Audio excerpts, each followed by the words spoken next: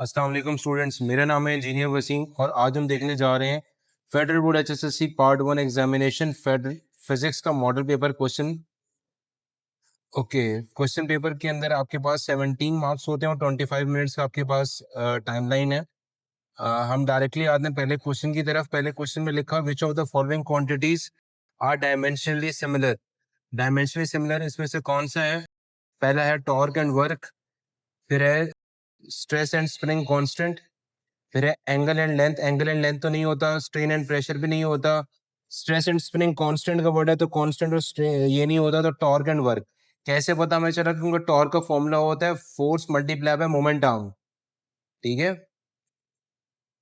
Applied force और moment arm होता है, और वर्क डन का जो फॉर्मूला होता है वो भी होता है एफ इंटू डी। बोथ दोनों के क्या हुआ है, डायमेंशनली क्या है, सिमिलर है। तो आपका करेक्ट आंसर क्या हो गया? Part A. इसको आपने सर्कल कर देना होता है एग्जाम बबल शीट के अंदर। ठीक है, अच्छा, उसके बाद आपके पास आता है जिसे ओएमआर शीट्स भी कहते हैं। उसके बाद maximum work is obtain by the process called. Maximum work कहाँ पर होता है? जहाँ पे प्रोसेस आइसोथर्मल होता है। ठीक है, delta U is equal to 0 होता है, तो ये आपके पास आ जाएगा आइसोथर्मल।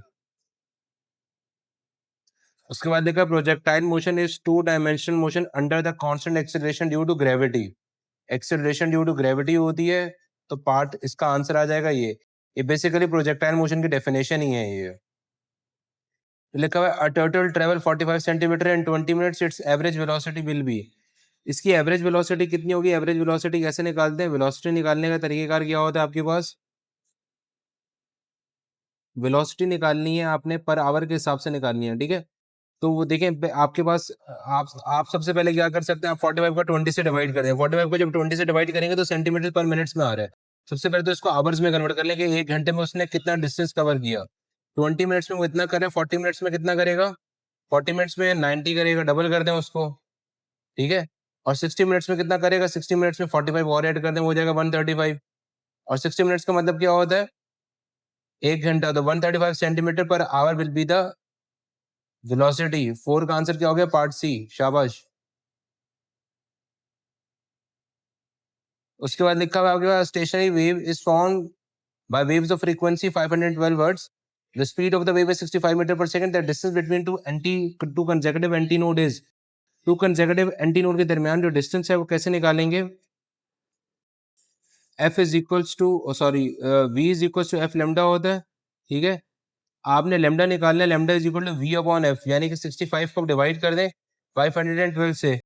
तो 65 को 512 से डिवाइड करेंगे तो आपके पास आंसर करेक्ट आएगा, वो आएगा 0.126 आ जाएगा। ठीक है, okay, moving on to the next question. A wire is stretched to double of its original length, its strain is. Strain का फॉर्मूला क्या होता है? Change in length divide by original length. ठीक है, चेंज इन लेंथ क्या हो गया?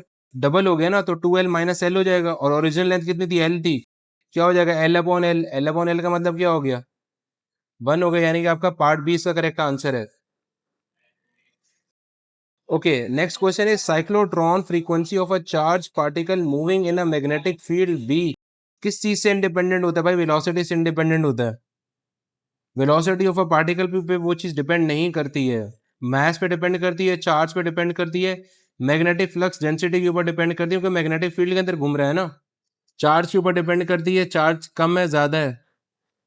Okay, moving on to the next question. Question number 8, the best instrument for accurate measurement. Accurate measurement की बात कर रहा है किसकी? ईएमएफ की। ईएमएफ सेल जो है वो पोटेंशियोमीटर से हम मेजर करते हैं एक्यूरेटली। वोल्टेज वोल्ट मीटर से, करंट एमीटर से, और रेजिस्टेंस ओम मीटर से। What is the base unit of pressure? Normally हमारे पास प्रेशर का यूनिट पास्कल होता है या न्यूटन पर मीटर स्क्वायर होता है। ठीक है, अब हमारे पास प्रेशर का फॉर्मूला क्या होता है? न्यूटन पर मीटर स्क्वायर। तो न्यूटन क्या होता है? न्यूटन होता है force multiply by force is equal to M A होता है ना, तो kilogram metre per second square divided by metre square. ठीक है, ऐसे हो जाएगा। तो फाइनल आंसर क्या आएगा? किलोग्राम। ये जो देखें मीटर स्क्वायर डिनोमिनेटर में है, ये ऊपर चला जाएगा तो क्या हो जाएगा?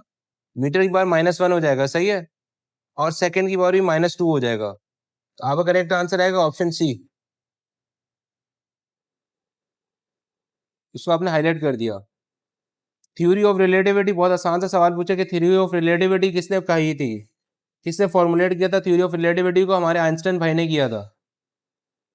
आइंस्टाइन भाई, इनका आईक्यू लेवल बहुत अच्छा होता है, अच्छा था। होता नहीं है, था। तो इन्होंने हमें आइंस्टाइन थ्योरी ऑफ रिलेटिविटी बताया था। ओके, ये थोड़ा सा एक्सप्लेनेशन वाला सवाल है। The radius of two ends of a pipe is that ratio is in the ratio 2:3, the speed of liquid at the two ends is, formula क्या होता है इसका? बेसिकली फॉर्मूला होता है A1V1 is equal to A2V2।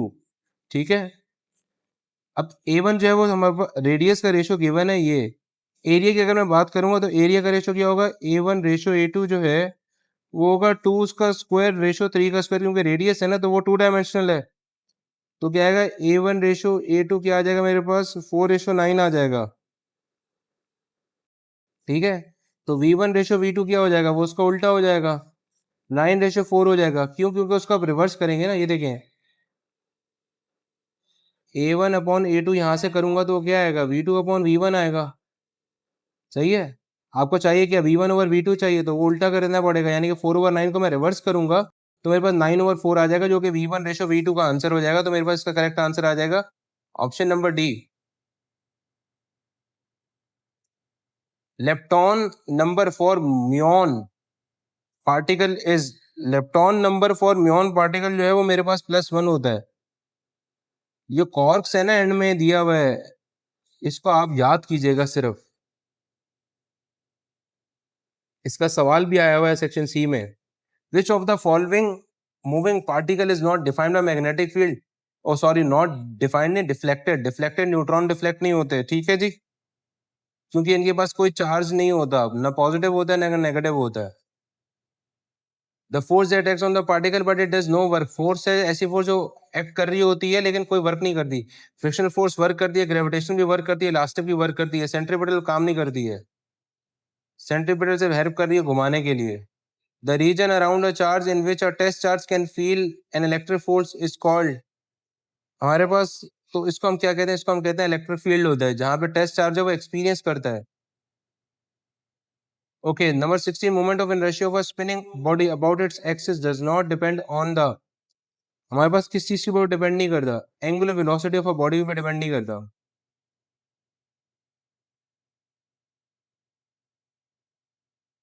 ठीक है, F of x जो है, अब मेरे पास क्या है? एफ स्क्वायर क्या है? वो है F X square plus F Y square है। ठीक है, अब मेरे पास एफ क्या है? ये 5 का स्क्वायर हो जाएगा, और ये मेरे पास हो जाएगा 3 का square plus 5 F Y. Basically ये सिंपल वेक्टर्स लगा रहा हूं मैं यहाँ पे। तो एक्स डायमेंशन और वाई डायमेंशन, 5 का स्क्वायर किया तो 25 और -9 कर दूंगा तो ये हो जाएगा 16। एफ वाई स्क्वायर की वैल्यू आ जाएगी, तो एफ वाई की वैल्यू क्या आ जाएगी? 16 का अंडर रूट लूंगा तो क्या आ जाएगा मेरे पास? 4 आ जाएगा आंसर इसका, ऑप्शन डी। ठीक है, अच्छा, आगे चलते हैं सेक्शन बी की तरफ।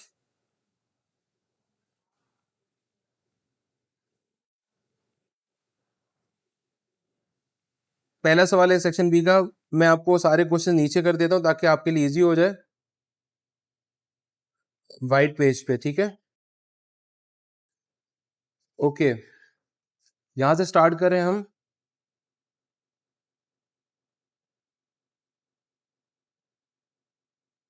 सेक्शन बी स्टार्ट कर रहे हैं, ठीक है।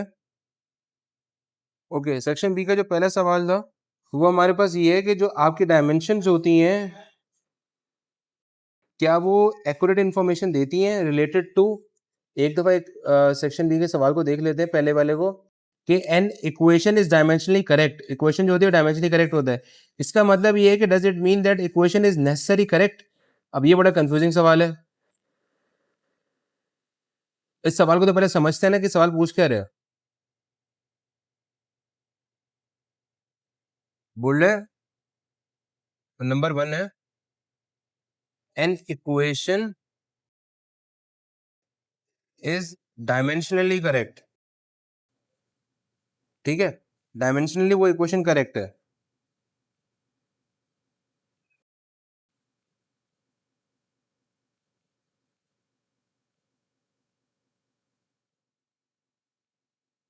इसका मतलब ये है कि डज दैट मीन इक्वेशन जो है वो वाकई में सही है? बड़ा स्ट्रेंज सवाल पूछा है इसने आपसे, और आप भी ये सवाल देख के अगर पेपर में आता तो आप भी कहेंगे ये कैसा इसका सवाल है, ये इसका जवाब कैसे लिखें। सबसे पहले तो इसका आंसर लिखना है नो। अब आप और कंफ्यूज हो गए भाई ये नो क्यों लिख दिया सर ने। देखिए नो इसका मतलब ये है कि इस पे समझाता हूं मैं नो क्यों है। इसका मतलब ये है कि if an equation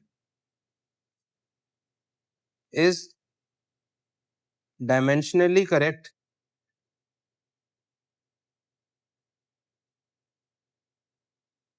it does not, इसका मतलब ये नहीं है अगर इक्वेशन डायमेंशनली करेक्ट है, it does not necessarily mean that equation is correct.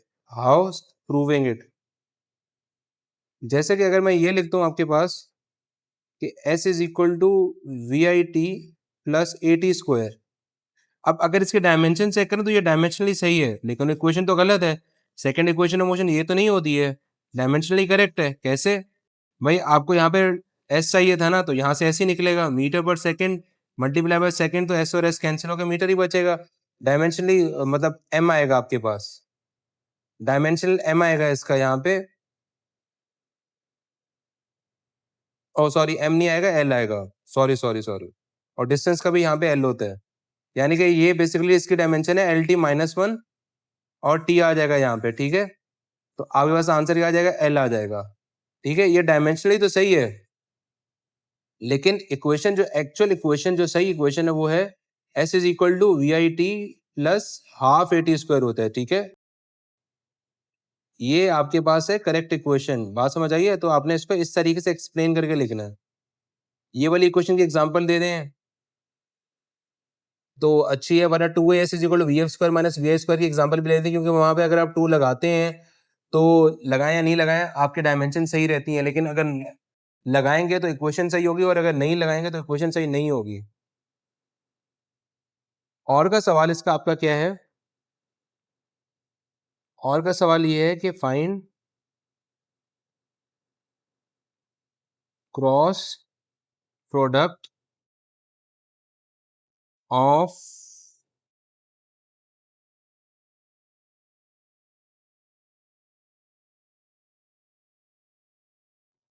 To vectors at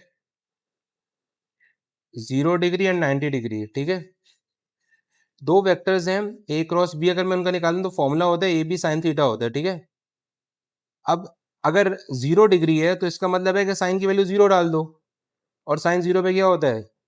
0 होता है। और अगर ए क्रॉस बी निकाल रहा हूं, ए बी साइन 90 डाल लो, ये हो जाएगा आपके पास, ए बी आ जाएगा। सही है, तो ये आ जाएगा आपके पास। ये क्वेश्चन में एक मैंने, ये टू यूनिट वेक्टर्स है, इससे खैर फर्क नहीं पड़ता, आपका एक्सप्लेनेशन आंसर यही है। अच्छा, इसका क्वेश्चन नंबर 2 पे चलते हैं अब। अच्छा भाई, हमारे पास दूसरा जो क्वेश्चन है वो लिखा हुआ है डिफाइन क्रिस्टलाइन और एमॉर्फस क्या होता है। ठीक है, पहले क्रिस्टलाइन हमारे पास है, वो है a solid in which particles are arranged in regular repeating pattern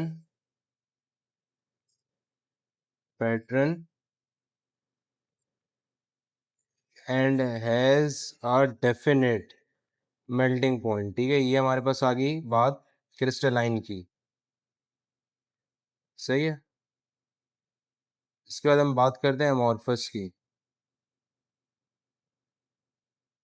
amorphous में क्या है? a solid in which particles are arranged randomly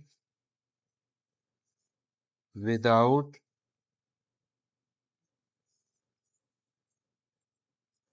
long range order and it does not have a sharp melting point. ये हो गया हमारे पास crystalline और amorphous का difference आ गया। ठीक है, अब देखते हैं इसका और पार्ट क्या कहता है। और कह रहे हैं हमारे पास ग्लूकोन्स, GLUONS, ग्लूगॉन्स, ग्लूकोन्स नहीं ग्लूगॉन्स, और फोटॉन्स का डिफरेंस बताएं क्या है। ठीक है, तो हमारे पास ग्लूऑन्स जो होते हैं ये क्या है, दे आर मैसलेस। ये क्या करते हैं, कैरी स्ट्रॉन्ग फोर्स, इंटरेक्ट करते हैं ये कॉर्क से इंटरेक्ट करते हैं, और ये हेड्रॉन्स के अंदर होते हैं, कन्फाइंड विद इन हेड्रॉन्स। ठीक है, इसका अगर हम फोटॉन्स की बात करते हैं तो ये क्या है, अगेन दे आर मैसलेस। ये क्या करते हैं, कैरी इलेक्ट्रोमैग्नेटिक फोर्स। ठीक है,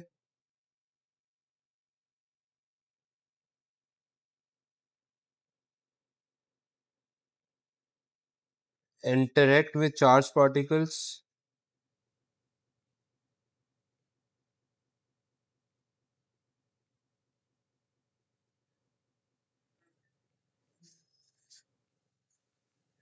can travel freely in space। तो ये आपके पास हो गया ग्लूऑन्स और फोटॉन्स का डिफरेंस। सही है, अच्छा जी, नेक्स्ट क्वेश्चन की तरफ चलते हैं। हाँ, बस पार्ट 3 है। कह रहे कैरेक्टरिस्टिक्स ऑफ स्केलर प्रोडक्ट, यानी कि स्केलर प्रोडक्ट की कैरेक्टरिस्टिक्स आपने लिखनी है। What are the characteristics of scalar product. ठीक है, सबसे पहली कंडीशन ये है कि स्केलर प्रोडक्ट का मतलब है it is a single number. Single number का मतलब ये है कि वो स्केलर होती है। ठीक है, वो वेक्टर नहीं होती। ठीक है, पहली बात तो ये हो गई। दूसरी बात, वो कम्यूटेटिव लॉ होल्ड करती है। कम्यूटेटिव लॉ होल्ड करती है। Obviously commutative law multiplication hold करती है, A dot B is equal to B dot A. ठीक है, अच्छा, ए डॉट बी जो होता है स्केलर प्रोडक्ट के अंदर वो होता है ए बी कॉस थीटा। ठीक है, दैट मीन्स चौथा पॉइंट क्या है, when two vectors are, 3 point से मैंने चौथा भी लिख देता हूँ, परपेंडिकुलर ए डॉट बी क्या हो गया 0, क्योंकि कॉस 90 0 होता है। ठीक है, ये हमारे पास हो गया इसके आंसर्स। अब इसका और पार्ट क्या था, define the principle used in seismometer. ठीक है, अब इसका आंसर यहां लिख रहा हूं, it works on the principle of inertia. ठीक है, आ suspended mass remains at rest when the ground moves causing relative motion। ठीक है, ये हम रिकॉर्ड कर लेते हैं, दैट इज रिकॉर्डेड। तो ये हो गया मेरे पास प्रिंसिपल यूज्ड इन सीज्मोमीटर। ठीक है, अब चलते हैं क्वेश्चन नंबर 4 की तरफ। डिफरेंशिएट बिटवीन कंजर्वेटिव और नॉन कंजर्वेटिव फोर्स क्या होती है? ठीक है, कंजर्वेटिव फोर्स, पहले कंजर्वेटिव फोर्स एक्सप्लेन कर देते हैं और फिर नॉन कंजर्वेटिव।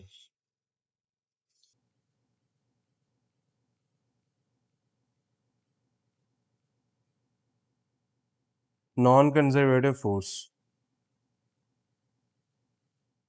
ठीक है, ये क्या है?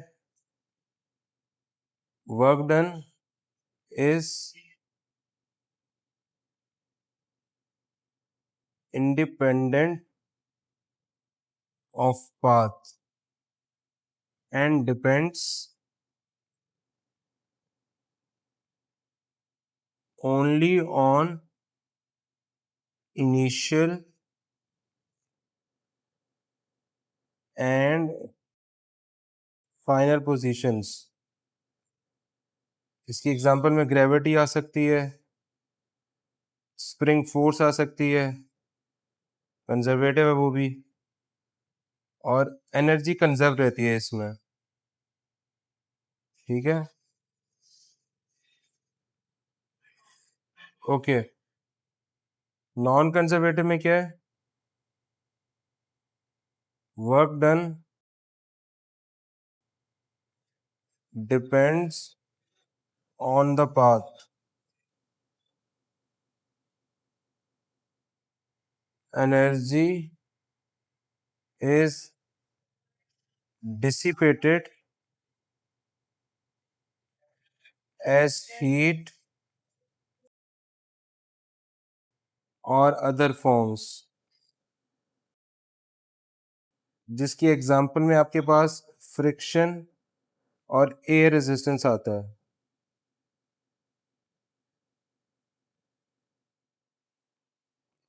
सही है, अब इसके और पार्ट की तरफ चलते हैं।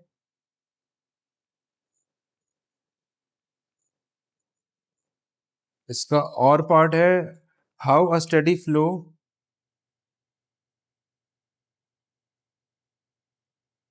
स्टेडी फ्लो और टर्बुलेंट फ्लो में क्या फर्क है? Steady, how steady flow is different from turbulent flow. अगर मैं स्टेडी फ्लो की बात करूं और टर्बुलेंट फ्लो की बात करूं तो इन दोनों में डिफरेंस क्या है? इन दोनों में आखिर ऐसा क्या चीज़ है जो दोनों को डिफरेंशिएट करी है चीज़ें? तो इसमें इसके आंसर में लिख रहे हैं fluid properties,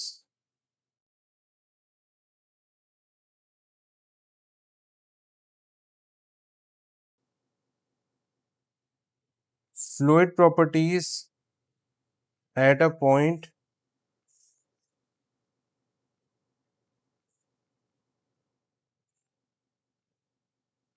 do not change with time. ठीक है, streamlines are smooth and parallel. देखिए, स्टेडी फ्लो का मतलब ये होता है कि एक चीज जो स्मूथली मूव कर रही होती है और उसके अंदर ऐसे ये मूव कर रही है, ऐसे ये मूव कर रही है, ऐसे ये मूव कर रही है। टर्बुलेंट का मतलब तो ये, दूसरी केस में जब टर्बुलेंट की बात करते हैं तो टर्बुलेंट यूं जा रहा है और दूसरा यूं जा रहा है। तो इसके अंदर हमारे पास क्या होता है? Fluid properties fluctuate with time. ठीक है, इरेगुलर फ्लो होता है ये, और वेव्स कॉजेस डिस्टरबेंस।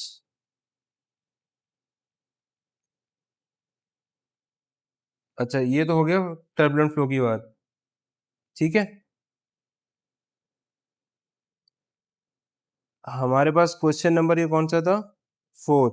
अब क्वेश्चन नंबर 5 की तरफ चलते हैं।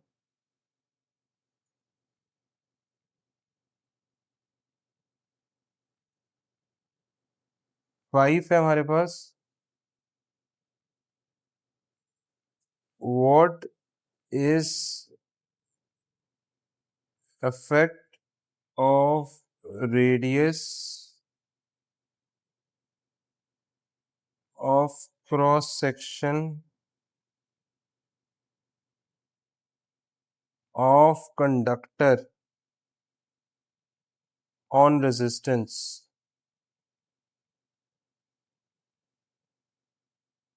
देखिए इसको सॉल्व कर रहा हूँ, ये रेजिस्टेंस का फॉर्मूला होता है, ठीक है, और एरिया का ये फॉर्मूला होता है, सही है।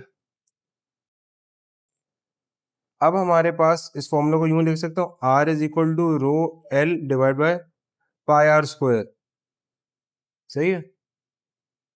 अब मेरे पास इंक्रीजिंग द रेडियस,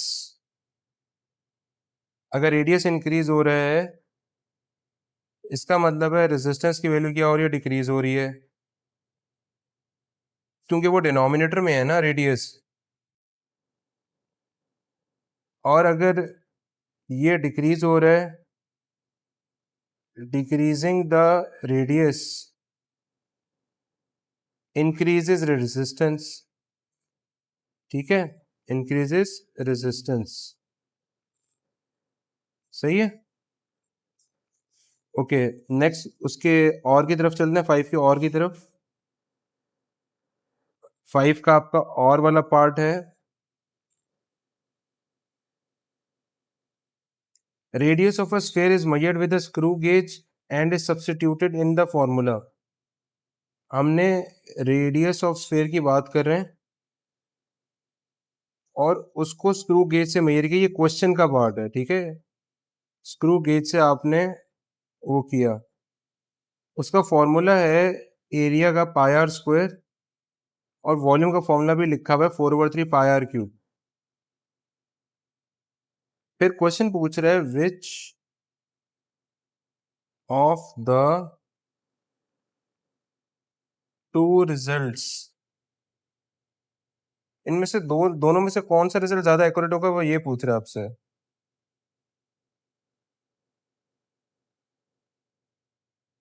हम सोल्यूशन की तरफ जाते हैं।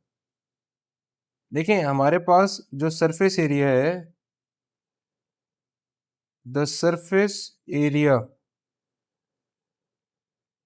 Result will be more accurate, क्यों?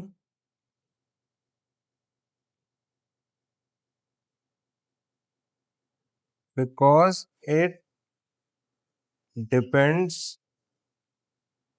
on r square and volume depends on r cube, ठीक है। आप कह रहे हैं कि errors in measuring are amplified, यानी कि अगर एरर आता है आर में तो वो एम्पलीफाइड जो है, एम्पलीफाइड का मतलब होता है ज्यादा, amplified more in the volume calculation. अगर कोई भी एरर आएगा तो वॉल्यूम में वो बहुत ह्यूज एरर आएगा, इसलिए हम एक्यूरेटली किस चीज को मेजर कर सकते हैं, सरफेस एरिया को। नो डाउट सरफेस एरिया में भी एरर आएगा लेकिन कम आएगा। अच्छा भाई, क्वेश्चन नंबर 6 में चलते हैं। क्या लिखा है, explain the stress strain curve for ductile material. अच्छा, कर्व को ही सिर्फ एक्सप्लेन करते हैं, एक कर्व बनाता हूँ और उसी में एक्सप्लेन करते हैं, उसके बाद और वाला पार्ट करेंगे। आपने एक कर्व बनाना है, आपको एक कर्व बनाने के 3 नंबर मिलेंगे, लेकिन ये देखिएगा कर्व में बहुत बारीकी है। आपका एक्स एक्सेस के ऊपर आता है स्ट्रेन, इसको आप स्मॉल इस तरह ई से रिप्रेजेंट करते हैं। आपका वाई एक्सेस पे आता है स्ट्रेस, इसको आप सिग्मा से रिप्रेजेंट करते हैं। एट द स्टार्ट आपका जाता है, ये बिल्कुल स्ट्रेट लाइन जाती है, this will be a straight line, एक ये पॉइंट आ जाता है। इसके बाद ये थोड़ा सा कर्व हो जाता है, ठीक है। इसके बाद ये अपनी पोजीशन डाइवर्ट करती है, फिर ये कुछ पॉइंट के लिए सीधे रहती है, और फिर ये एक पॉइंट आता है और फिर ये नीचे आ जाती है। ठीक है, ये एक पॉइंट आता है मैक्सिमम। अच्छा, पॉइंट ए जो आता है, ये वाला जो रीजन है आपके पास, ये है प्रोपोर्शनल लिमिट का। प्रोपोर्शनल लिमिट, क्योंकि ये स्ट्रेट लाइन होती है फ्रॉम ओरिजिन टिल हेयर, तो ये प्रोपोर्शनल लिमिट है। आपका ये वाला जो पॉइंट है, दिस इज पॉइंट बी, ये इलास्टिक लिमिट है आपकी, ये इलास्टिक लिमिट है। उसके बाद आपका सी से लेकर डी तक जो पॉइंट है, ये कहलाता है आपका यील्ड पॉइंट कहलाता है। उसके बाद आपका जो पॉइंट ई है, ये है अल्टीमेट टेंसाइल स्ट्रेंथ। सही है, एक कर्व में आपको पूरे नंबर, और ये एफ पॉइंट है, ये ब्रेकिंग पॉइंट है। ठीक है, इसको थोड़ा सा और भी लेबल कर देता हूं मैं आप लोगों के लिए। आपका जो पॉइंट ए वाला रीजन है, ये जो रीजन है बी तक का, ठीक है, ये आपका है इलास्टिक रीजन।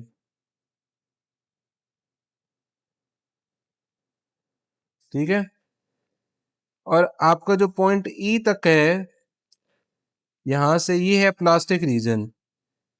प्लास्टिक रीजन में आपके पास प्लास्टिक डिफॉर्मेशन होती है, इलास्टिक रीजन के अंदर आपके पास इलास्टिक डिफॉर्मेशन होती है। ठीक है, आपको 3 नंबर मिल जाएंगे यहाँ पे। मैंने वैसे भी ज्यादा इन्फॉर्मेशन दे दिया आपको, अब लिखेंगे तो आपको एग्जामिनर पूरे नंबर दे देगा। अब अगला सवाल, इसका और पार्ट था, लिमिटेशन क्या है। फर्स्ट लॉ ऑफ थर्मोडायनामिक्स की लिमिटेशन क्या है? सबसे पहली लिमिटेशन इसकी है, it does not tell, heat flow direction नहीं बताता हमारे पास, फर्स्ट लॉ। उसके बाद दूसरा पॉइंट है, ये हमें, it does not explain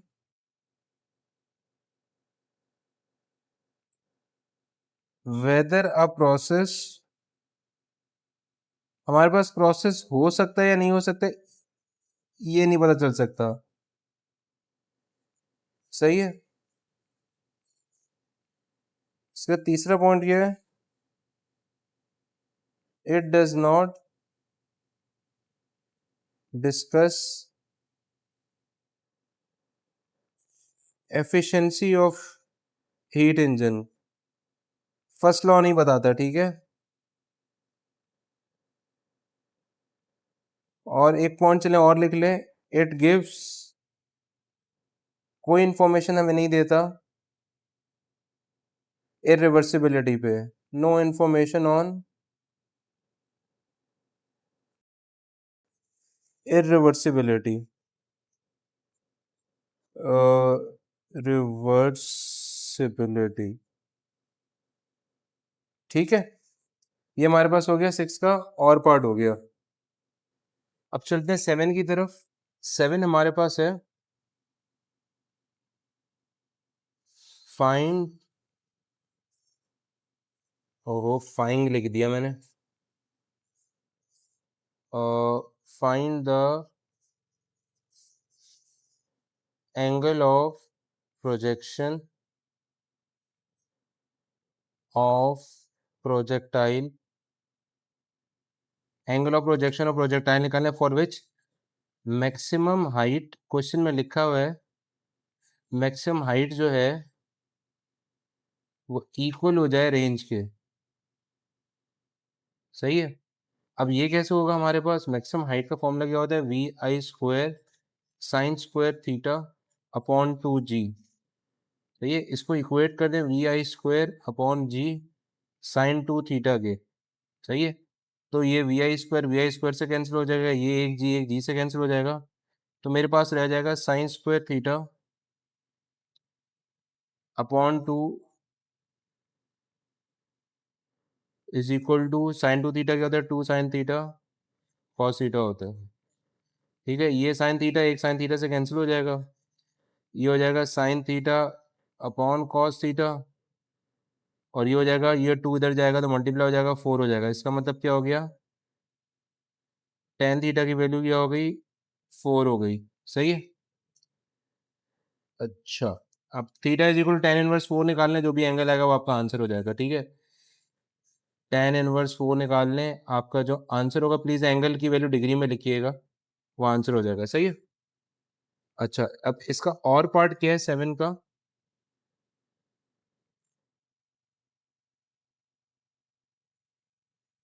solve करते हैं।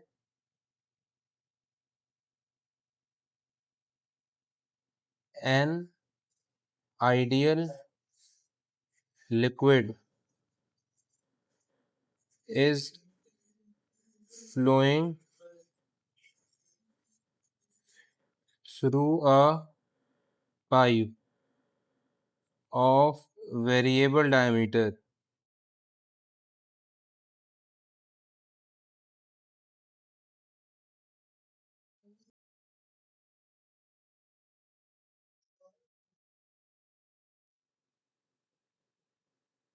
अच्छा, ये 7 की पिक्चर देख लेते हैं एक दफा, क्वेश्चन में क्या लिखी हुई है।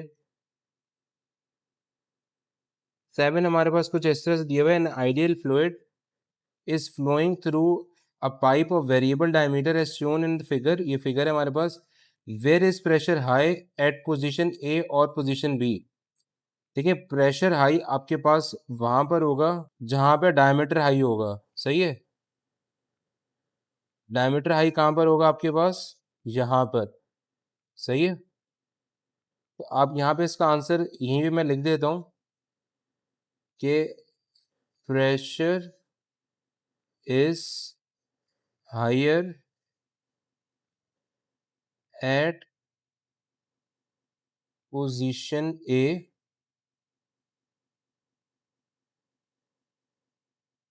और वहां पे वेलोसिटी कम है, वेलोसिटी इज लोअर। ठीक है। और एट नैरो एंड यानी कि बी पे वेलोसिटी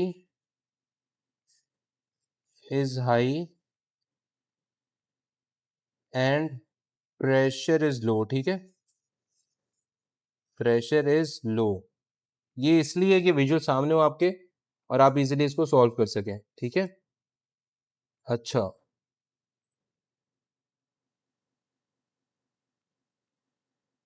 ओके, अब चलते हैं पार्ट 8 की तरफ।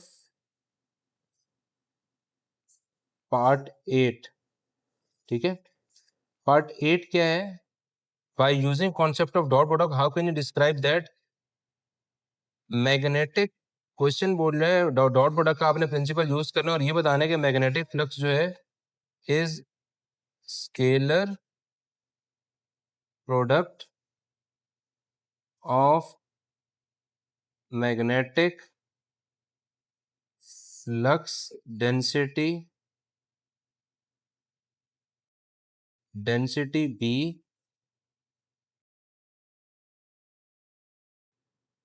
And vector area A. Basically scalar product क्या होता है, flux is equal to B dot A होता है। ठीक है, और वो होता है बी ए कॉस थीटा। ठीक है, और थीटा जो है वो एंगल है बी और ए के दरमियान। तो डॉट प्रोडक्ट क्या होता है, डॉट प्रोडक्ट जो हमने अभी एक पीछे भी क्वेश्चन देखा था, डॉट प्रोडक्ट स्केलर प्रोडक्ट की कैरेक्टर, स्केलर और डॉट प्रोडक्ट एक ही होते हैं। Dot product gives a scalar, so magnetic flux is a scalar quantity. ठीक है, ये हो गया 8। अब 8 के और की तरफ चलते हैं। Is there any transfer of energy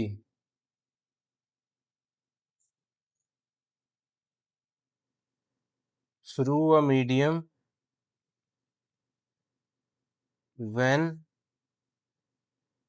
stationary waves are produced in it. Explain.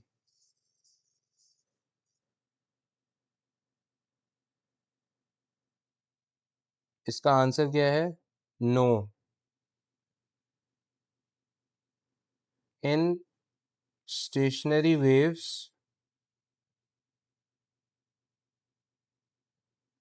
energy oscillates between kinetic and potential forms at points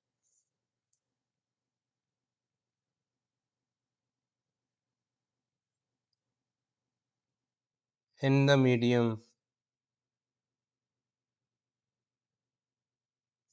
but there is no net transfer of energy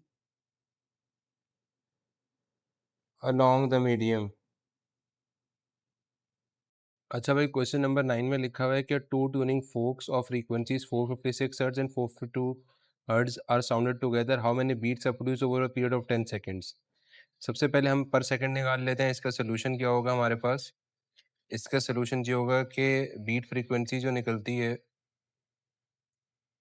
beat निकलता है difference of the frequencies से. तो 456 में से 452 निकाल लिया तो ये आ जाएगा मेरे पास 4 बीट्स पर सेकंड आ जाएगा. ठीक है, या 4 हर्ट्ज आ जाएगा.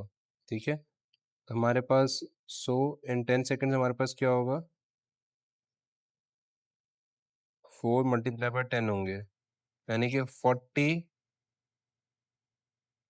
40 beats are produce in 10 second. ठीक है, प्रोड्यूस्ड इन 10 सेकंड्स. सही है. अच्छा, अब इसका जो और पार्ट है वो क्या लिखा हुआ है? वो ये लिखा हुआ है कि हमारे पास 40 kg मास है, is supported by 5 metre long aluminium wire. Young modulus दिया हुआ है एल्युमिनियम वायर का, the same allocation in a copper wire of the same length, length same है, under the same weight, weight भी same है, diameter of a copper wire, find the diameter of the copper wire, हमें ये निकालना है. और young modulus इसका given है जो कि हमारे पास है 12 मल्टीप्लाई 10 पावर 10 PA पास्कल. तो हमारे पास जो फॉर्मूला होता है बेसिकली y का जो होता है वो delta L over L F over A ये होता है. ठीक है, इसको मैं अगर लिखूं तो डेल्टा L की वैल्यू क्या आ जाएगी मेरे पास? F अपॉन L हो जाएगा और ये हो जाएगा AY हो जाएगा. सही है, इसको यहाँ से लेके चलते हैं. अब मेरे पास है कि A, अब मैं A जो है ना, सब्सक्रिप्ट A जो है वो एल्युमिनियम के लिए यूज़ कर रहा हूँ और सब्सक्रिप्ट C जो यूज़ करूँगा वो कॉपर के लिए यूज़ करूँगा. ठीक है, अब ये मेरे पास आ जाएगा, क्या क्या आ जाएगा मेरे पास?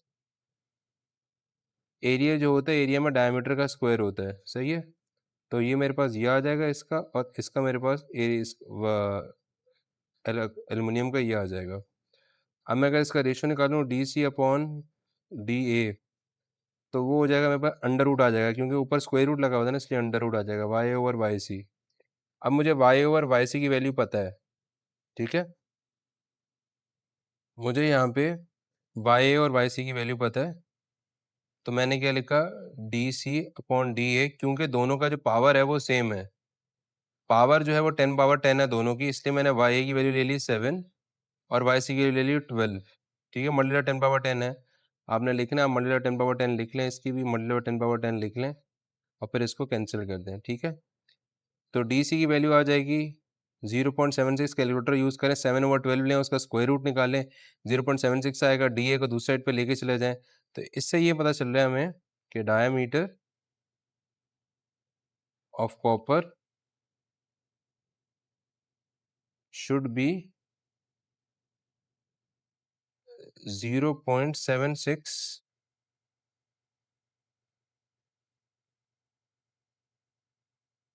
times the diameter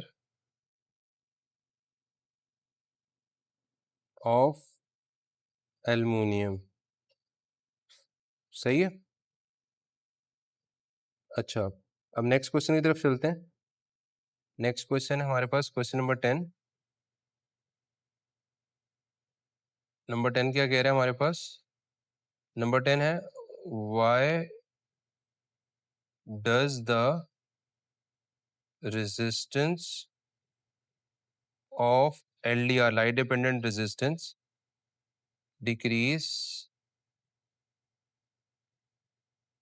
with increase in intensity of light? सही है। इसका सोल्यूशन क्या आएगा मेरे पास? अब बेसिकली क्या हो रहा है, when light intensity increases,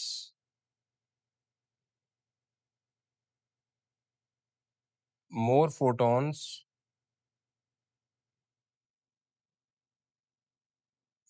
fall on the LDR। ठीक है, उससे ये हो रहा है जनरेटिंग more charge carriers।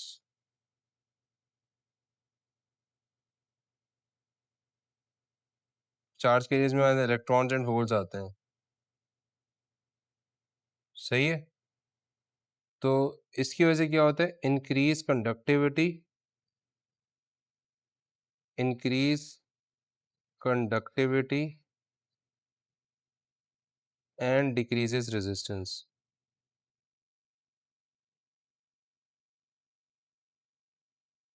सही है। अच्छा, इसका और पार्ट आसान सा सवाल है, वो लिखा हुआ है डिफाइन, और पार्ट है 10 का, वो कह रहे हैं डिफाइन करें रेडियन और एंगुलर एक्सीलरेशन। पहले रेडियन को डिफाइन कर लेते हैं। The angle subtended at centre of circle by an arc equal in length to the radius। ठीक है, उसके बाद है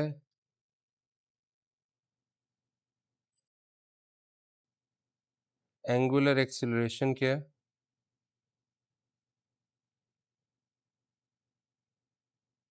rate of change of angular velocity. Rate का मतलब आ जाएगा, टाइम आ जाएगा, लेकिन मैंने आपकी आसानी के लिए एक वर्ड और लिख दिया, alpha is equal to omega, जो है वो बेसिकली एंगुलर वेलोसिटी को रिप्रेजेंट कर रहा है। सही है। तो ये मेरे पास हो जाएगा क्वेश्चन नंबर 10 का आंसर, क्योंकि मैं डिफाइन करना था। ओके, 11 की तरफ चलते हैं, न्यूमेरिकल बेस्ड है। 11 क्या कह रहा है, if 280 joule of work is done in carrying a charge from a place where potential is minus 12 volt to another place where potential is V volt। कह रहे कैलकुलेट करें V को, कैलकुलेट V। सही है। अब मेरे पास इसके सोल्यूशन की तरफ चलते हैं। भाई वर्क डन का जो फॉर्मूला होता है वो होता है Q डेल्टा V का। ठीक है, वर्क डन गिवन है 280, चार्ज की वैल्यू गिवन है, is carrying a charge from place where potential is minus to another place.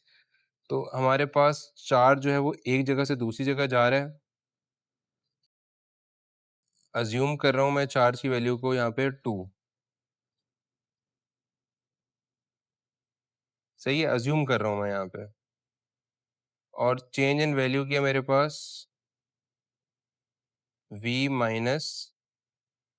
-12 है, ठीक है। तो ये आ जाएगा मेरे पास 280 इज इक्वल टू 2v, ये माइनस और माइनस प्लस हो जाएगा, सही है। तो ये हो जाएगा 280 divide by 2 is equal to v+12। तो ये हो जाएगा 140 is equal to v+12। 140 -12 is equal to v, तो ये हो जाएगा 128 वोल्ट। अब वो 128 वोल्ट इसलिए हुआ कि carrying a charge from a place where potential is -12 volt to another place where potential is v volt। अगर एक का चार्ज E है तो उस वक्त चार्ज की वैल्यू 1 कूलम है, तो उस वक्त 2 कूलम हो जाएगी, क्योंकि एक जगह से एक जगह गया फिर दूसरी जगह गया, सही है। अच्छा, अब मेरे पास इसका और पार्ट क्या है, कैरेक्टरिस्टिक्स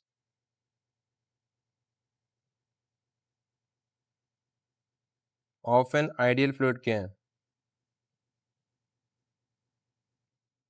सबसे पहला है, 3 लिख लेते हैं। इनकम्प्रेसिबल होता है, विस्कोसिटी कम होती है, नो विस्कोसिटी, फ्रिक्शन लेस होता है ना, आइडियल है ना, ठीक है। कंटिन्यूस होता है, यानी कि नॉन मिक्सिंग, और एर रोटेशनल होता है, ठीक है। एक और बता दिया मैंने, एर रोटेशनल फ्लो होता है, सही है। तो these are the characteristics of an ideal fluid, ठीक है। अच्छा जी, अगला सवाल है question number 12।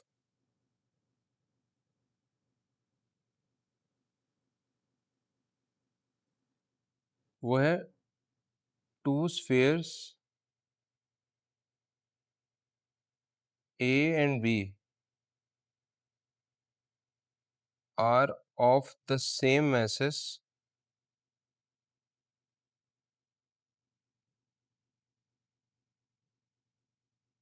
but radius of A is greater than that of B. Which one will require more torque? ठीक है, applied on it, ये सवाल लिख रहा हूँ सिर्फ, काफी लेंदी क्वेश्चन है। To bring into rotation about their axis of rotation। अब आप कह रहे होंगे सर इतना लेंदी सवाल लिख दिया। देखिए, लेंदी सवाल लिखने की रीज़न पता क्या थी, मैं आपको ये बताना चाह रहा हूँ कि जितना सवाल लेंदी और मुश्किल होगा, इतना उसका जवाब आसान है। सवाल इतना लेंदी था, अब जवाब देखें क्या लिखा हुआ है। Two sphere A and B are of the same message but radius of A is greater than that of B. दो स्फीयर उनका मैस सेम है लेकिन रेडियस ए का बड़ा है बी से। Which one will require more torque applied on it to bring rotation about their axis of rotation. किसको ज्यादा टॉर्क चाहिए, सही है। आंसर क्या है इसका, sphere A will require more torque. पहले सवाल का ये जवाब हो गया, ठीक है, पहला पॉइंट ये आ गया। आप इसको एक्सप्लेन कैसे करो, moment of inertia I is proportional to M R square होता है, ठीक है। So larger radius larger moment of inertia, I का मतलब मोमेंट ऑफ इनर्शिया। सो इससे क्या पता चला, more torque needed for same angular acceleration.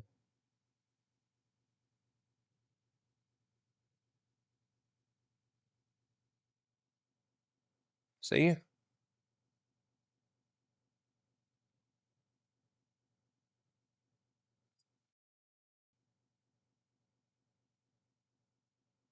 और दूसरा सवाल क्या है, हाइड्रोजन हैज 3 आइसोटोप्स, ये तुम्हें पता है, प्रोटियम, ड्यूट्रियम और ट्रीटियम।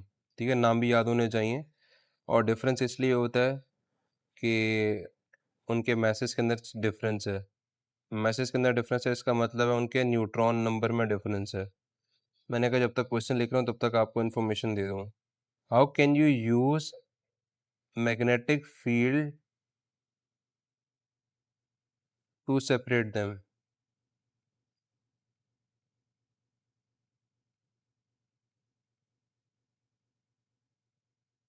अच्छा, आंसर लिखें।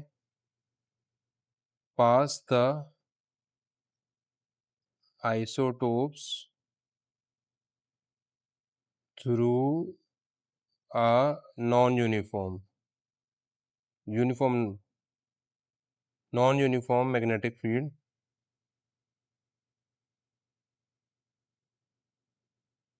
ड्यू टू डिफरेंस इन मास।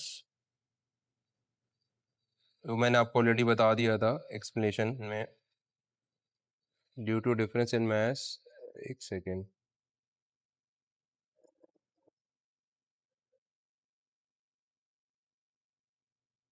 अच्छा, द सर्कुलर पाथ रेडियस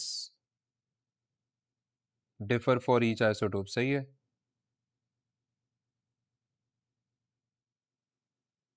वो हो गया, डिफर कर गया। और उससे क्या हुआ? Spatial separation. अब वो सेपरेशन, जो सेपरेशन होना स्टार्ट हो गई, क्योंकि वो पार्ट डिफरेंस, वो बेसिकली जो सेपरेशन हो गई है, spatial separations allow them to be collected individually. ठीक है, तो मैस डिफरेंस की वजह से हम आसानी से नॉन यूनिफॉर्म मैग्नेटिक फील्ड से कर सकते हैं। ठीक है, ओके। सेक्शन सी का लास्ट सवाल है हमारे पास, 13। बहुत ही आसान सा सवाल है। Define constructive and destructive interference. Interference, ठीक है। सबसे पहले कंस्ट्रक्टिव की बात कर लेते हैं।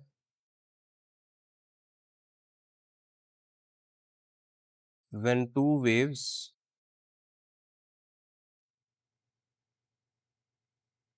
meet in phase,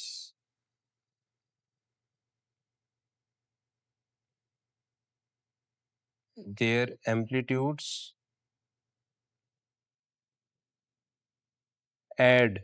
एम्पलीट्यूड उसके दो वेव्स, ऐसे दो वेव्स मिलाएं कि उनके एम्पलीट्यूड्स क्या रहे, ऐड हो जाएं, प्रोड्यूसिंग एक वेव बने जो कि उसका रिजल्टेंट हो, जिसका एम्पलीट्यूड उससे ज़्यादा हो, उन दोनों से ज़्यादा हो, तो वो कंस्ट्रक्टिव है।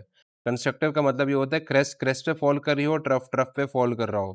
ठीक है, तो इससे क्या होगा, आपके पास वेव्स जो होंगी उनकी जो एम्पलीट्यूड होगा वो बड़ा होगा। और डिस्ट्रक्टिव के अंदर ये होता है कि आपके पास डिस्ट्रक्टिव में दो वेव्स जो मीट कर रही हो वो आउट ऑफ फेज होनी चाहिए। आउट ऑफ फेज का मतलब है एक का क्रेस्ट और एक की ट्रफ मीट कर रही हो, आउटपुट क्या होगा, कुछ भी नहीं होगा। Meet out of phase, their amplitudes, उनके एम्पलीट्यूड्स क्या कर जाते हैं, सब्ट्रैक्ट कर जाते हैं। एम्पलीट्यूड सब्ट्रैक्ट, ठीक है। Producing a wave of smaller या जीरो एम्पलीट्यूड। द स्मॉलर एक सिनेरियो में हो सकती है कि एक वेव बड़ी एक वेव छोटी है, तो ऑब्वियसली जब सब्ट्रैक्ट करेंगे तो थोड़ी सी बच जाएगी। सही है, ओके। सेक्शन बी का 13 जो लास्ट क्वेश्चन है उसका और वाला पार्ट, यानी कि लास्ट पार्ट, ये वो कह रहा है state the process in which, state the process in which internal energy of system remains constant. सही है, उस प्रोसेस को अपने स्टेट करना है। देखिए इंटरनल एनर्जी कांस्टेंट है, इसका मतलब है डेल्टा यू जो है वो आपके पास 0 हो गई है। तो उस प्रोसेस का नाम क्या है?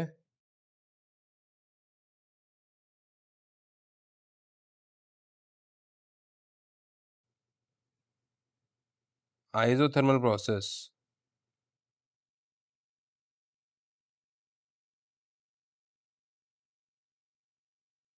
The temperature of the system remains constant, so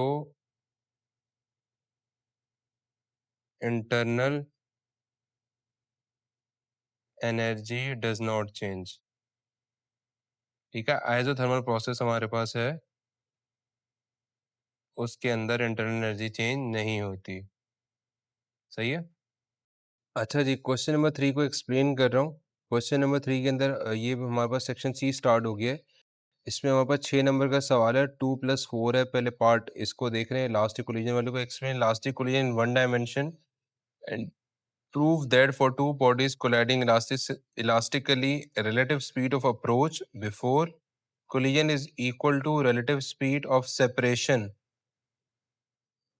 after collision। देखें, जब वो बिफोर कोलिजन जो है वो एक चीज़ दूसरे चीज़ के करीब आएगी, सही है, और आफ्टर कोलिजन क्या होगा, वो चीज़ एक दूसरे से दूर जाएगी, सही है। अब इसको एक्सप्लेन करते हैं, डिटेल में एक्सप्लेन करेंगे। सबसे पहले आता है इन एन इलास्टिक कोलिजन। इसका इस क्वेश्चन का एक हिस्सा मैं एक तरफ रख रहा हूँ, इलास्टिक को करेंगे, दूसरे हिस्से में मैं इसका और वाला पार्ट करूंगा। Both momentum and kinetic energy are conserved. ठीक है, ये इलास्टिक कोलिजन की तो बेसिक एक्सप्लेनेशन है। अब आपने पेंसिल से क्या कर देना है, ये ड्रॉ करना है। क्या करना है, बिफोर कोलिजन के लिए आपने ये कहना है ऐसे। आपने लिखा ये m1 है, ठीक है, एक सर्कल बनाया प्रॉपर। ये लिखा है, इसकी वेलोसिटी है u1, ठीक है। फिर आपने यहाँ पे लिखा एक और मास है m2, ये इसकी वेलोसिटी है u2, ठीक है। आफ्टर कोलिजन आपने बनाया, पेंसिल यूज करनी है आपने। उसके बाद आपने लिखा ये यही ऑब्जेक्ट है, ये m1 है, इसकी वेलोसिटी अब क्या होगी, v1 हो गई, ठीक है। आफ्टर कोलिजन जो m2 है, इसकी जो वेलोसिटी है ये हो जाएगी v2 हो जाएगी, ठीक है। हमारे पास इनिशियल वेलोसिटीज क्या हैं? इनिशियल वेलोसिटीज हमारे पास हैं u1 एंड u2, सही है। और फाइनल वेलोसिटीज क्या हमारे पास, v1 एंड v2, सही है। अच्छा, अब आगे चलते हैं, मोमेंटम कंजर्वेशन के ऊपर आते हैं।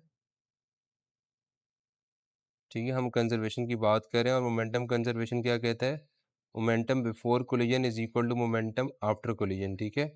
इसका मतलब क्या हुआ, m1u1 plus m2u2 is equals to m1v1 plus m2v2, ठीक है। तो u1 था, ठीक है।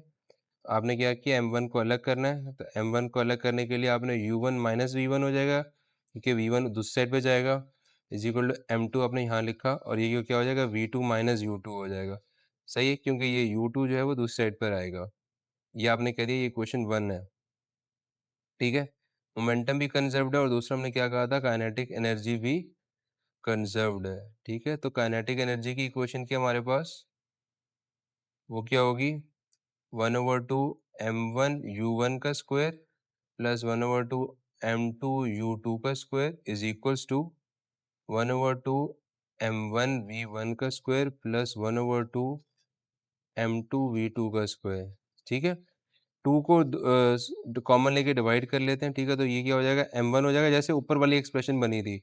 तो ये u1 माइनस वी1 हो जाएगा, तो ये भी u1 माइनस वी1, लेकिन इसका क्या होगा, यस, u1 का स्क्वायर माइनस v1 का स्क्वायर होगा, ठीक है। और यहाँ पे भी क्या आएगा, m2 कॉमन आ जाएगा, वैसे ही आएगा। अच्छा ये याद ही रख लें आप लोग, ठीक है, ये v2 का स्क्वायर हो जाएगा और ये u2 का स्क्वायर हो जाएगा, ताकि आप लोगों को परेशानी वाली बात ना हो, ठीक है। अब ये ए स्क्वायर माइनस बी स्क्वायर का फॉर्मूला होता है मैथ्स में, वो क्या होता है, ए माइनस बी ए प्लस बी, ठीक है, इज इक्वल टू, यहाँ पे भी आ जाएगा v2 माइनस u2 और v2 प्लस u2 हो जाएगा, सही है। इसको कह देते हैं क्वेश्चन 2। अच्छा, अब हमारे पास क्या आता है, अब मैंने क्या कहा, डिवाइड इक्वेशन 2/1, ठीक है।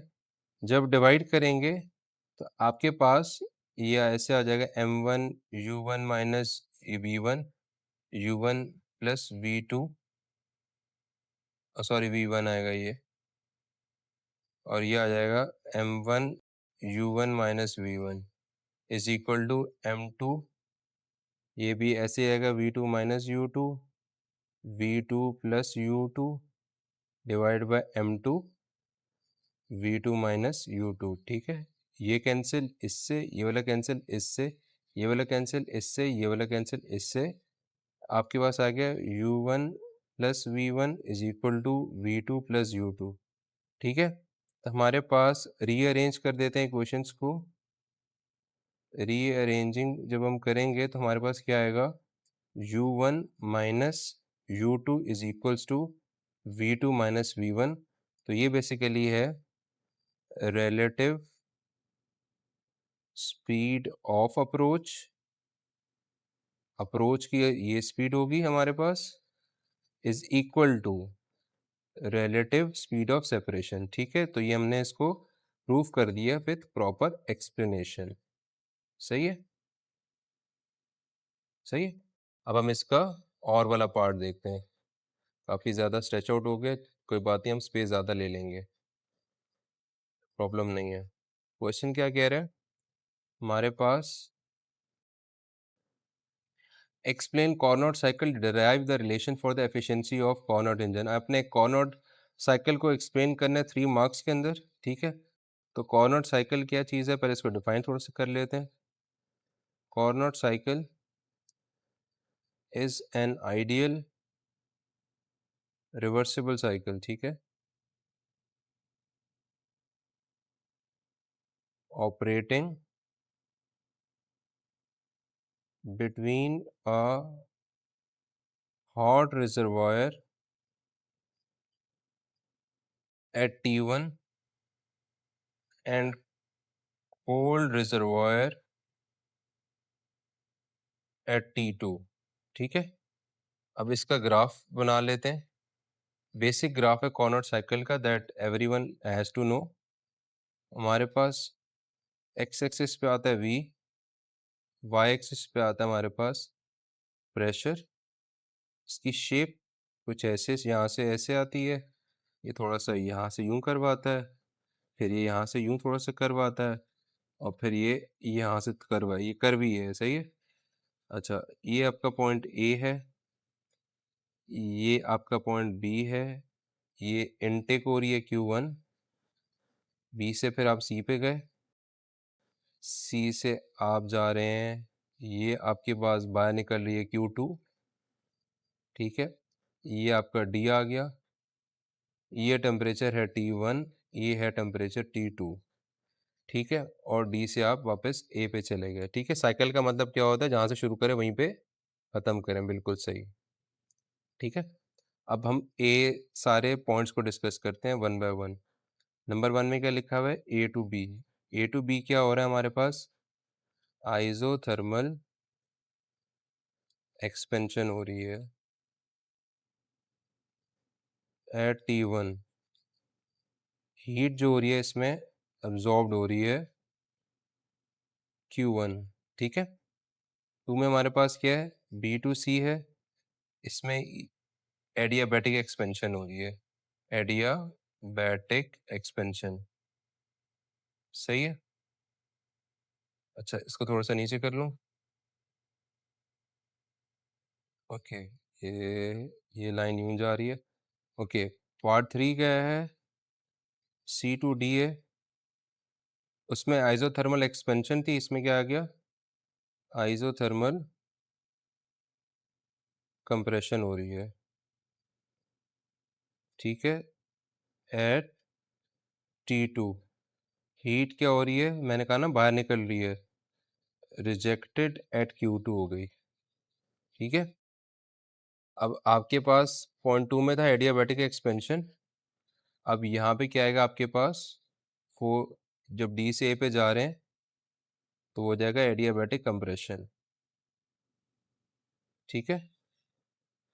ये तो हो गई हमारे पास 3 नंबर में कॉर्नट साइकिल की बात। हमारे पास अब जब हम ऐसे लिख देंगे तो एग्जामिनर हमें पूरे मार्क्स दे देगा 3। अब अगले 3 मार्क्स की तरफ चलते हैं। अगले 3 मार्क्स हमारे पास क्या है, हमें एफिशिएंसी का फॉर्मूला डिराइव करना है 3 मार्क्स का, ठीक है, ओके। हमारे पास एफिशिएंसी होती है work output divided by heat absorbed, ठीक है। W क्या होता है, Q1 माइनस Q2, ठीक है। तो ईटा जो है वो क्या आ गया, Q1 minus Q2 divide by Q1। तो वो क्या हो जाएगा, 1 माइनस Q2 अपॉन Q1 हो जाएगा, सही है।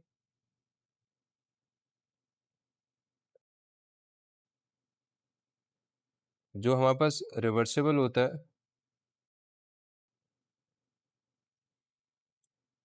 उसमें हमारे पास Q2 अपॉन Q1 जो है वो है T2 अपॉन T1 है, ठीक है। तो हम इसको यूं भी लिख सकते हैं कि ईटा की value 1 minus T2 upon T1 है, और एफिशिएंसी का जो फॉर्मूला इन परसेंटेज है वो हमारे पास आएगा। एफिशिएंसी अगर मुझे परसेंटेज में निकालनी है तो 1 minus T2 upon T1 multiply by 100 कर दूंगा, और इंश्योर करना है कि T1 और T2 दोनों हम केल्विन में मेजर कर रहे हैं, सही है। तो ये मेरे पास हो गया इसका क्वेश्चन नंबर 3। अच्छा, क्वेश्चन नंबर 4 को देखते हैं। क्वेश्चन नंबर 4 में लिखा हुआ है कि आपके पास state law of conservation of angular momentum state करना है, और उसका show that delta L over delta T zero and angular momentum L is conserve for an isolated system. अब इसको किस तरीके से, पहले हम लॉ को स्टेट करते हैं, क्योंकि 1+3+2 है तो 1 नंबर है लॉ लिखने का। अब लॉ कैसे लिखेंगे, लिख लेते हैं अपने पास। If the resultant external torque acting on a body, or sorry, on a system of particle is zero, ठीक है। तो टोटल एंगुलर मोमेंटम क्या होता है, total angular momentum of system remain constant, system remains constant. अब momentum क्योंकि vector है तो इसमें हमने ये भी लिखना है both in magnitude and direction, सही है, मैग्नीट्यूड एंड डायरेक्शन। और आसान लफ्जों में ये भी लिख दो, टॉर्क एक्सटर्नल जो है वो जीरो है, उसका मतलब है एल क्या है, कांस्टेंट है, ठीक है। अच्छा, थोड़ा सा अब इसको वो कर लेते हैं, आगे एक्सप्लेन करते हैं delta L over delta T वाले कॉन्सेप्ट को यहाँ पे।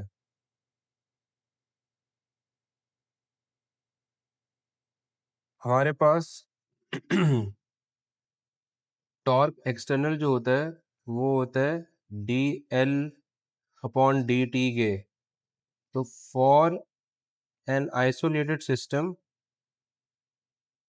हमारे पास क्या होता है, टॉर्क एक्सटर्नल जो है वो इक्वल टू जीरो है, सही है। इसका मतलब क्या है कि D L upon D T is equal to zero, ठीक है। या delta L upon delta T एक ही बात है, डेल्टा का मतलब चेंज ही होता है, तो ये हो गया आपके पास ये। सो इससे क्या हमें पता चला कि हेंस, क्योंकि मेन चीज ये है, ये हेंस एंगुलर मोमेंटम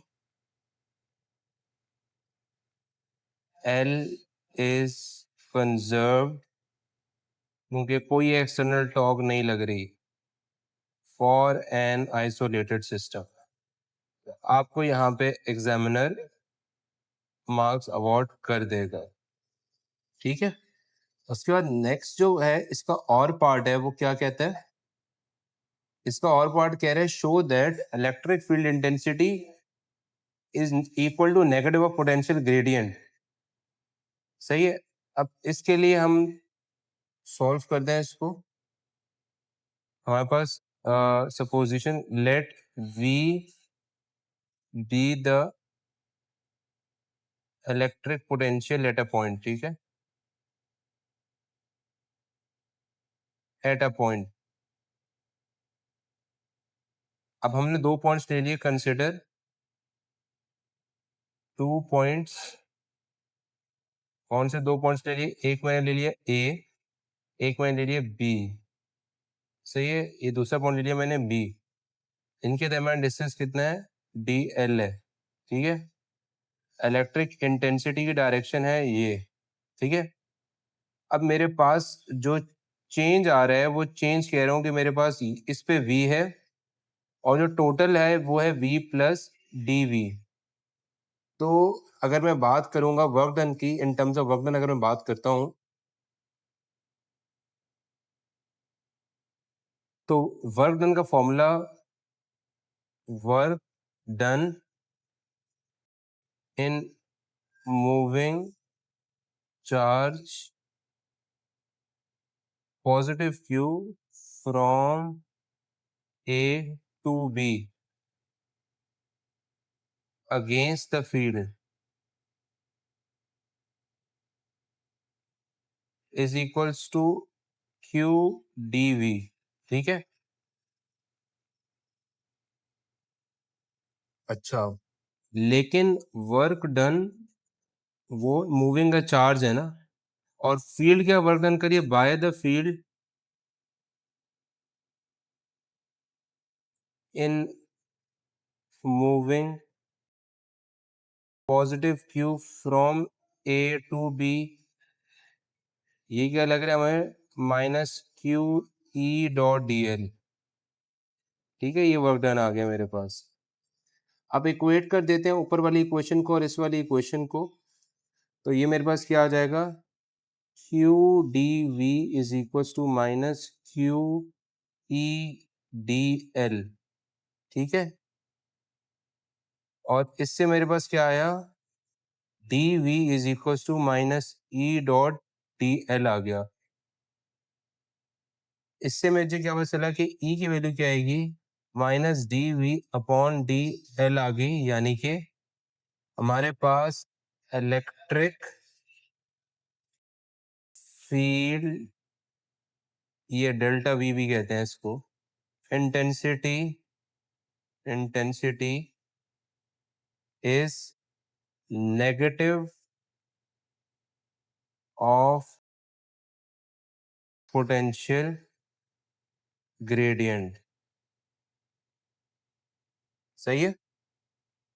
ओके, हमारे पास नेक्स्ट क्वेश्चन है, what is meant by quark, 2 number का, और explain the quark family of particle. अच्छा जी, पहले हम कॉर्क की डेफिनेशन लिख लेते हैं। अ cork is a fundamental particle that combines with other quarks to form hadrons such as proton and neutron, ठीक है। ये यहीं से बनते हैं।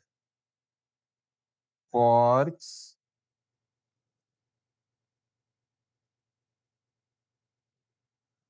have fractional charges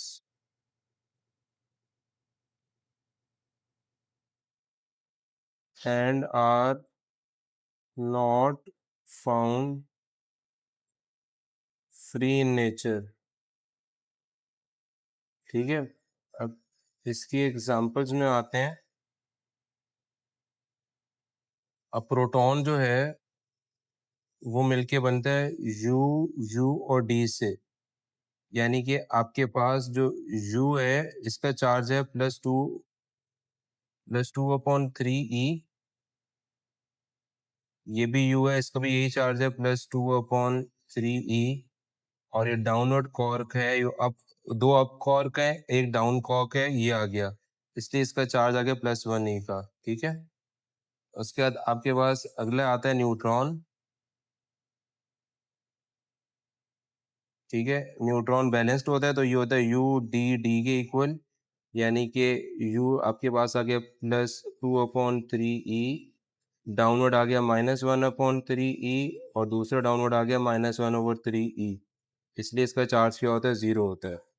अब कॉर्क की फैमिली की बात कर लेते हैं, क्योंकि 4 नंबर की एक्सप्लेनेशन है, ये 4 marks, so that we have to explain this one.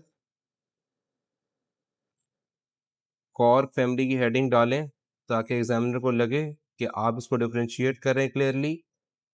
उसमें आपके पास जो फर्स्ट जनरेशन होती है उसमें आता है आपके पास अप और डाउन। ठीक है, डी से रिप्रेजेंट करते हैं, इसको यू से रिप्रेजेंट करते हैं।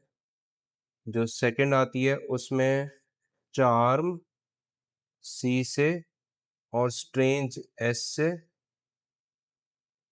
और जो थर्ड वाली होती है इसमें टॉप और बॉटम होता है। ठीक है, टी और बी आ गया आपके पास। ठीक है, अप टाइप जो कॉर्क होते हैं उसका मैंने आपको बता दिया, और उसके बारे में मैंने आपको इन्फॉर्म कर दिया था डाउन कॉर्क की क्या वैल्यू होती है। सही है, और इसके लिए दो एक और पॉइंट लिख लें, they are bound together by strong nuclear force.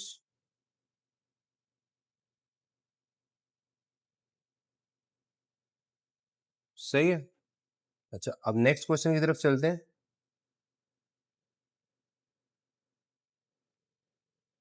अब वो हमसे क्या पूछ रहा है, describe the following consequences of special theory on mass variation, length contraction. अच्छा, सबसे पहले हम मास वेरिएशन, लेंथ कॉन्ट्रैक्शन और टाइम डायलेशन की बात करते हैं। सबसे पहले हम बात करते हैं मास वेरिएशन की। स्पेशल थ्योरी ऑफ रिलेटिविटी ने मास वेरिएशन के ऊपर क्या बात की थी, मास जो होता है, मास इंक्रीजेस विद स्पीड। अब ये क्या चीज है, मास तो कांस्टेंट रहता है। फॉर्मूला क्या होता है इसका, जो टाइम डायलेशन में हम यूज करते हैं, m is equal to m naught, time dilation is theory of relativity, 1 - v² upon c²। ठीक है, इसका मतलब क्या है, इसका मतलब ये है, S V approaches ACH approaches C, तो मैस बिकम्स वेरी लार्ज। भाई अगर V C को अप्रोच करेगा तो मैस क्या हो जाएगा, बहुत ह्यूज हो जाएगा। सही है, क्यों ह्यूज हो जाएगा, क्योंकि V और C जो है अगर सेम हो जाएंगे तो ये 1 - 1 0 हो जाएगा, M क्या हो जाएगा, M इन्फिनिटी हो जाएगा।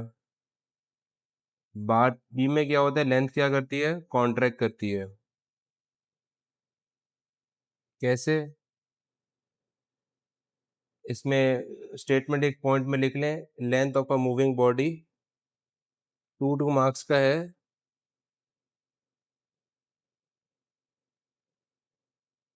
appears shorter in the direction of motion। सही है, L is equals to L0√1 - v² upon c²। ठीक है, इसका मतलब है कि अगर v अप्रोच करे c को, आपका L जो है वो बहुत छोटा होता जा रहा है। सही है, 0 हो जाएगा। उसके बाद पॉइंट C में क्या लिखा हुआ है, टाइम डायलेशन।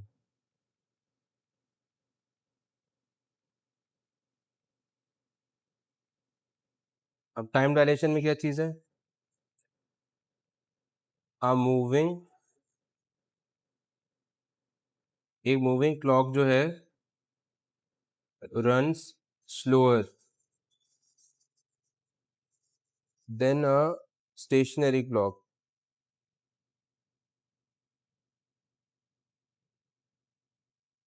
डेल्टा टी जो है इक्वल है delta T not divided by, और नॉट डिवाइडेड बाय आ गया ना, under root 1 - v² upon c²। इसका मतलब है कि डेल्टा टी जो है वो ग्रेटर है डेल्टा टी नॉट के। सही है, अगर आपका v अप्रोच करे इसको, सही है, तो जैसे ही क्लॉक स्लो, अगर वो होगी, मूव कर रही होगी, तो टाइम क्या होगा आपका, स्लो चल रहा होगा। सही है, तो ये आपके पास आ गया 6 मार्क का क्वेश्चन। अच्छा भाई, लास्ट क्वेश्चन है सेक्शन सी का, वो है find current flowing through each resistor. हर रजिस्टर में से हमने करंट फ्लो निकालना है, और by using Kirchhoff's voltage law, KVL का लॉ हमने यूज करना है। ठीक है, तो हमारे पास वैल्यूज गिवन है। अब हम स्टार्ट करते हैं। हमारे पास सबसे पहले ये लूप 1 है, इसकी बात करेंगे, फिर ये लूप 2 है, इसकी बात करेंगे। ठीक है, तो मैं लूप 1 की बात कर रहा हूँ पहले। ठीक है, लूप 1 में मेरे पास, क्योंकि देखें ये है नेगेटिव और ये है पॉजिटिव, सही है हमारे पास। अब क्योंकि करंट जो है वो फ्लो नेगेटिव से निकल रहा है, नेगेटिव से निकल रहा है, इसका मतलब है कि आपके पास जो ईएमएफ की वैल्यू है वो आ गई पॉजिटिव आ गई। ठीक है, अब करंट जो है वो यहाँ से फ्लो करके जा रहा है। अब करंट जब यहाँ से पास कर रहा है रेजिस्टेंस में से, तो इस रेजिस्टेंस में से जो प्राइम पास कर रहा है, तो इसका जो प्राइमरी करंट है हमारे पास है, उसकी जो वैल्यू है मेरे पास वो क्या है, जी बिल्कुल, उसकी जो प्राइमरी वैल्यू मेरे पास वो है -2। -2 तो रेजिस्टेंस की वैल्यू लिख दी ना मैंने, वो मेरे पास आएगा I1 - I2 आएगा। I1 - I2 इसलिए आया क्योंकि मैं लूप 1 की बात कर रहा हूँ। ठीक है, लूप 1 की जब मैं बात करूँ तो मेरे पास ये वैल्यू आएगी।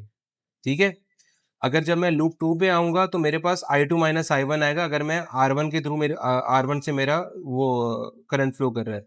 ठीक है, ये आएगा इक्वल टू 0, क्योंकि इस लूप के अंदर ये करंट मेरा यहाँ से फ्लो किया, यहाँ से निकला, यहाँ से R1 से पास हो गया, उसके बाद इसने अपना पाथ कंप्लीट करके वापस पॉजिटिव से आउट हो गया। 10 इज इक्वल टू क्या आ जाएगा, 2, सॉरी, पॉजिटिव से इन हो गया, ये आ जाएगा। ठीक है, तो मैं ये लिख सकता हूँ कि I1 - I2 की वैल्यू मेरे पास क्या आ जाएगी, 5 आ जाएगी। 10 को उस 2 को दूसरे साइड पर लेके जब डिवाइड करेंगे तो ये मेरे पास ये वाली स्टेटमेंट आ जाएगी। अच्छा अच्छा, इसको नीचे नीचे थोड़ा सा नीचे नहीं कर रहा मैं, इसका पहले लूप की इक्वेशन लिख लेता हूँ। ओके, अब मैं लूप की साइड पे, राइट साइड पे, यानी कि लूप 2 की बात कर रहा हूँ। ठीक है, लूप 2 में भी अच्छा, एक चीज आप हमेशा याद रखिएगा, जो करंट की डायरेक्शन है ना, ये इस वक्त क्या एंटी क्लॉकवाइज है। एंटी क्लॉकवाइज रखनी है अगर I1 की, तो I2 की भी एंटी क्लॉकवाइज होगी। अगर I1 की आपने क्लॉकवाइज रखनी तो I2 की भी क्लॉकवाइज होगी। अब ये भी नेगेटिव से इन हो रहे हैं, और पॉजिटिव से बाहर निकलेगा। ठीक है, तो मेरे पास आएगा पहले 6 वोल्ट आ गया, ये 6 आ जाएगा यहाँ से। उसके बाद अगर मैं इसको इससे निकाल रहा हूँ 8, ये मेरे पास है RL है, इससे निकाल रहा हूँ तो ये मेरे पास है 1 ओम है, इसको मैंने लिखा प्लस। अच्छा, इसको मैं एक काम कर रहा हूँ, इसको मैं माइनस लिख रहा हूँ। क्यों माइनस इसलिए लिख रहा हूँ, क्योंकि देखें ये करंट की जो डायरेक्शन है ना, वो I2 यहाँ से है, तो मेरा करंट जो है वो पॉजिटिव से बाहर निकल रहा है। सही है, पॉजिटिव से जब भी बाहर निकलेगा तो मेरे पास डायरेक्शन क्या आएगी, वो मेरे पास डायरेक्शन माइनस में आएगा। ईएमएफ हमेशा पॉजिटिव से अंदर जाता है, नेगेटिव से बाहर निकलते हैं। ठीक है, अब जब मैं R1 की तरफ आ रहा हूँ, तो R1 भी मेरा क्या आएगा, नेगेटिव आएगा। ठीक है, रेजिस्टेंस के क्रॉस करंट जो होता है हमेशा नेगेटिव ही होता है। -2 ये हो जाएगा, I2 - I1 हो जाएगा। सही है, और ये वाली वैल्यू क्या आ जाएगी मेरे पास, जो RL के वो आएगा I2, और इसकी वैल्यू 1 है, तो ये 1 ही रहेगा। ठीक है, इज इक्वल टू 0 आ जाएगा। ये मेरे पास लूप 2 की इक्वेशन आ जाएगी। आपने जो -6 है इसको इंश्योर करना है, और रेजिस्टेंस के अक्रॉस जब भी आप वोल्टेज निकालेंगे तो हमेशा नेगेटिव ही आएगा। ठीक है, अब इसको जरा सिंप्लीफाइड फॉर्म में ले आते हैं, -6 को उधर ले जाता हूँ तो ये हो जाएगा 6। इसको जरा सिंप्लीफाई कर लेते हैं, 6 इज इक्वल टू, तो ये क्या हो जाएगा, -2I2 माइनस +2I1 -I2 हो जाएगा। तो ये हो जाएगा 6 is equal to 2I1 -3I2 हो जाएगा, इज इक्वल टू नहीं, इक्वेशन 2 बन जाएगी। अच्छा, इक्वेशन 1 मेरे पास है, इक्वेशन 1 को अगर मैं लिख सकता हूँ तो इक्वेशन 1 को मैं ऐसे लिख सकता हूँ कि I1 की वैल्यू क्या हो जाएगी, I2 + 5 हो जाएगा। सही है, इस इक्वेशन को मैं इक्वेशन 2 में इनपुट कर देता हूँ, तो ये हो जाएगा 6 इज इक्वल टू 2, ये हो जाएगा I2 + 5। I1 की जगह पे मैंने I2 की वैल्यू डाल दी, -3I2 हो जाएगा। ठीक है, ये हो जाएगा 6 is equal to 2I2 + 10 minus 3i2, ठीक है। 10 वहाँ चला जाएगा तो ये हो जाएगा 6 minus 10 is equal to 2i2 में से जब मैं 3i2 को निकालूंगा तो ये माइनस i2 बच जाएगा, ठीक है। तो ये हो जाएगा -4 इज इक्वल टू -i2। तो करंट की वैल्यू क्या आ जाएगी मेरे पास, i2 की वैल्यू क्या हो जाएगी मेरे पास, 4 एम्पेयर हो जाएगा, सही है। i2 की वैल्यू मेरे पास 4 एम्पेयर है। i1 की वैल्यू क्या हो जाएगी मेरे पास, इक्वेशन 1 जो ऊपर निकाली हुई थी, i1 क्या हो जाएगा मेरे पास 4 + 5, ठीक है। तो वो क्या हो जाएगा 9 एम्पेयर हो जाएगा, सही है। अब क्वेश्चन में लिखा हुआ था करंट थ्रू ईच रेजिस्टर निकालना है। तो R1 में से जो करंट फ्लो कर रहा है वो है i1 माइनस i2 फ्लो कर रहा है, ठीक है। तो वो क्या आएगा 9 minus 4 is equal to 5 ampere, ठीक है। और RL में से जो करंट फ्लो कर रहा है वो i2 फ्लो कर रहा है, तो उसकी वैल्यू क्या आएगी 4 एम्पेयर। तो ये मेरे फाइनल आंसर्स हो गए, ठीक है। अच्छा, ये इंपॉर्टेंट सवाल था किरचॉफ वोल्टेज लॉ का। अब अगला भी ये थोड़ा सा न्यूमेरिकल बेस्ड ही है, ठीक है। अब इसको सॉल्व करते हैं इसके और पार्ट को। मैथ्स की वैल्यू है 3 kg, ठीक है। एनर्जी की वैल्यू आपके पास है 2352 है। जी की वैल्यू आपके पास है 9.8। पार्ट ए में इसकी लॉन्चिंग स्पीड निकालनी है, तो ई का फॉर्मूला यानी काइनेटिक एनर्जी का जो फॉर्मूला है तो आएगा ½ mv² है, वो निकाल दें। क्योंकि what was the launching speed आपने निकालनी है, लॉन्चिंग स्पीड निकालने के लिए काइनेटिक एनर्जी का फॉर्मूला यूज करें। एनर्जी की value we already know that, ठीक है। वो क्या आएगा 2352।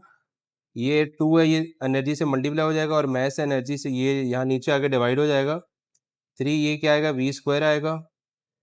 v की वैल्यू निकालने इस पूरे को कैलकुलेटर में डालें, जो आंसर आएगा उसका स्क्वायर रूट ले लेंगे तो आपके पास लॉन्चिंग स्पीड आ जाएगी 39.6 मीटर पर सेकेंड आ जाएगा, सही है।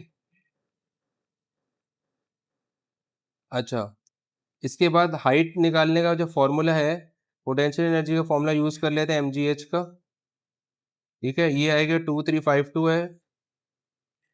एनर्जी कंजर्व रहती है, ये 3 आएगा, ये 9.8 रहेगा, ये h रहेगा। तो h निकालने के लिए आपने क्या करना है, 2352 और ये 3 मल्टीप्लाई बाय 9.8 आ जाएगा। कैलकुलेटर में इसको सिंप्लीफाई करें, h की वैल्यू आ जाएगी। और h की वैल्यू जो आप कैलकुलेट करेंगे कि हाइट कितनी आ रही है, तो हाइट की वैल्यू आएगी आपके पास 80 मीटर्स, सही है। इसके बाद जो लास्ट चीज पूछी गई है आपसे, वो पूछी गई है कि आफ्टर 2.5 सेकंड क्या हो रहा है, सही है। तो बेसिकली हमारे पास हम first equation of motion use करते हैं, वो है V F is equal to V I plus A T है। तो अगर मैं वी आई निकाल रहा हूँ, क्या आएगा V F minus A T, यानी कि जी टी यूज कर रहे हैं हम यहाँ पे, सही है। एक सेकेंड, और वो थोड़ा सा नीचे कर लूँ उसको स्क्रॉल करके। ओके,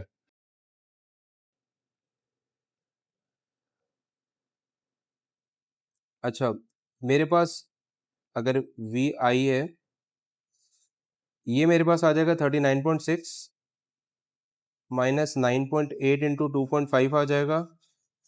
तो ये आ जाएगी मेरे पास, इसको सिंप्लीफाई करें कैलकुलेटर में इनपुट करें तो 15.1 मीटर पर सेकंड आ जाएगा, सही है। हाइट निकालनी है तो second equation of motion use करते हैं, वो क्या है वी आई टी। अच्छा, ये लॉन्चिंग स्पीड तो है, ये वी एफ की वैल्यू आई है, सही है। ये मुझे करने की जरूरत नहीं थी यहाँ पे।